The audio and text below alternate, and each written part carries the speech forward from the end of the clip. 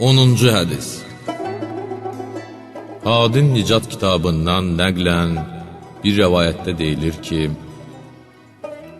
Həzrət Rəsul-i Əkrəm sallallahu aleyhi və aleyhi və səlləm buyurdu: Bir zaman gələr ki, cəmaat alimlərə yalnız yaxşı və gözəl paltarına görə hörmət edərlər.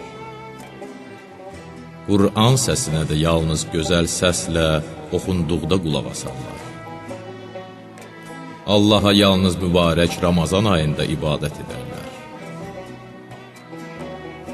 Onların qadınlarında həya, kasıblarında səbir, varlılarında səxavət olmaz. Aza qane olmaz, çox ilə doymazlar. Onların bütün həm qəmləri, fikri, zikri, qarınları, dinləri pul, qiblələri, arvadları, evləri isə öz məscidləridir. Qoyun canavardan qaçdığı kimi, onlar da dini alimlərdən qaçarlar. Belə olanda, Allah da onları 3 cür bəlaya düçar edər. Birincisi, onların mallarının, var dövlətlərinin bərəkətini alar.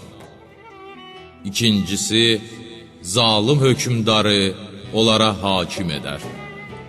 Üçüncüsü də dünyadan imansız gedərlər.